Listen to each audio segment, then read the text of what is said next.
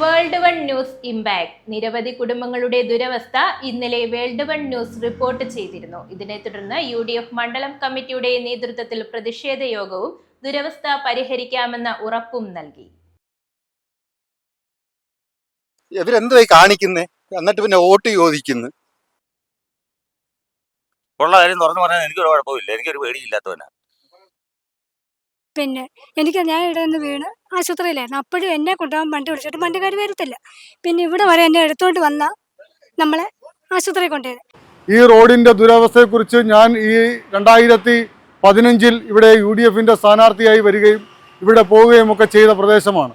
നമ്മൾ കണ്ടാൽ വളരെ ശോചനീയമായ ഒരു സാഹചര്യമാണ് ഈ പ്രദേശത്ത് നിലനിൽക്കുന്നത്. അപ്പോൾ ഈ ഒരു പോസ്റ്റ് പ്രത്യക്ഷപ്പെട്ടതിൻ്റെ അടിസ്ഥാനത്തിൽ ഇന്നലെ ഓൺലൈൻ മാധ്യമങ്ങളിലൊക്കെ ഈ വാർത്ത വരികയൊക്കെ ചെയ്തു. അപ്പോൾ 15 വർഷക്കാലമായി പഞ്ചായത്ത് ഭരിച്ചത് ഇടതുപക്ഷമാണ്.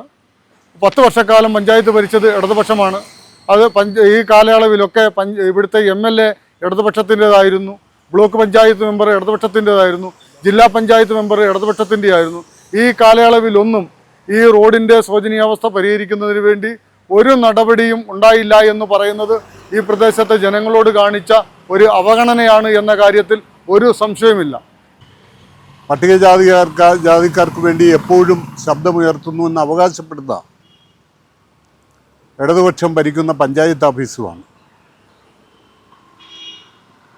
ഇവിടെ സൂചിപ്പിക്കപ്പെട്ടതുപോലെ ബ്ലോക്ക് പഞ്ചായത്ത് ഭരിക്കുന്നത് ഇടതുപക്ഷമാണ്, ജില്ലാ പഞ്ചായത്ത് ഭരിക്കുന്നത് ഇടതുപക്ഷമാണ്.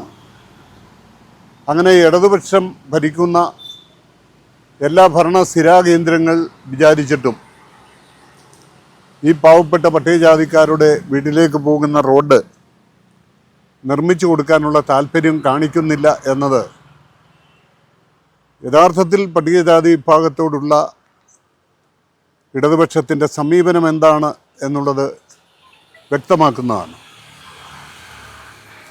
ഞങ്ങളെ സംബന്ധിച്ചിടത്തോളം ചടക്കര പഞ്ചായത്തിൻ്റെ ഭരണം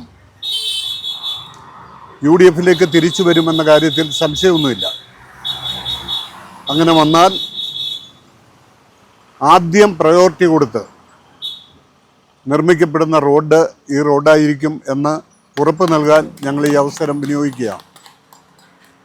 എല്ലാ വിഭാഗം ആളുകളെയും ഒന്നിച്ച് കാണുന്ന, അവരുടെ ആവശ്യങ്ങളോട് മുഖം തിരിയാതെ വിട്ടുവീഴ്ച മനോഭാവത്തോടുകൂടി പ്രവർത്തിക്കുന്ന ഒരു പ്രസ്ഥാനമാണ് കോൺഗ്രസും UDFും.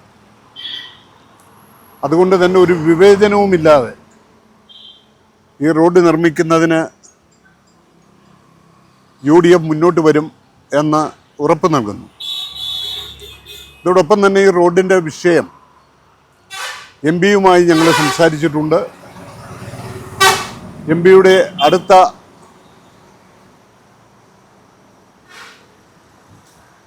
MP ലാഡ് ഫണ്ടിൽ ഈ റോഡ് ഉൾപ്പെടുത്താം എന്ന് അദ്ദേഹം സമ്മതിച്ചിട്ടുമുണ്ട്.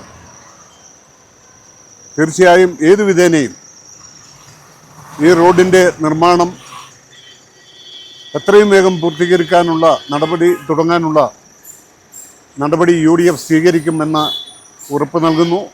ബഹുമാനപ്പെട്ട കോശിയം കൊച്ചി സാറ്, മണ്ഡലം പ്രസിഡന്റ്, പിന്നെ ബാക്കി എല്ലാ ജനപ്രതിനിധികളെ,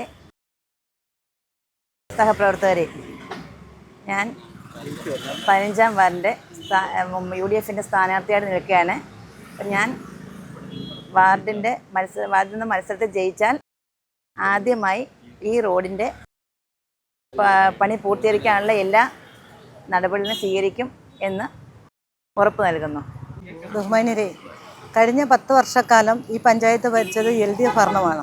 അതിൻ്റേതായ കാഴ്ചകളാണ് നമ്മൾ ഈ കണ്ടുകൊണ്ടിരിക്കുന്നത്. 10 വർഷം മുമ്പ് ഞാൻ പഞ്ചായത്തിൻ്റെ വൈസ് പ്രസിഡൻ്റാണ്.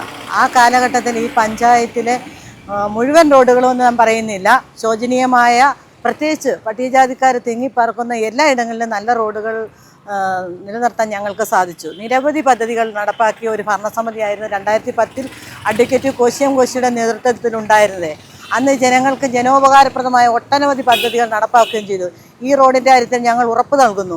തീർച്ചയായും UDF ഭരണം ഈ പഞ്ചായത്ത് ഭരിക്കുകയാണെങ്കിൽ തീർച്ചയായിട്ടും ഈ റോഡ് നൽകുമെന്ന കാര്യത്തിൽ തർക്കമില്ല. ഞങ്ങൾക്ക് MP ഉണ്ട്, അതുപോലെ ഞങ്ങൾക്ക് അതിനുള്ള പ്രാപ്തിയുള്ള സ്ഥാനാർത്ഥികളെയാണ് ഞങ്ങളിവിടെ നിർത്തുന്നത്.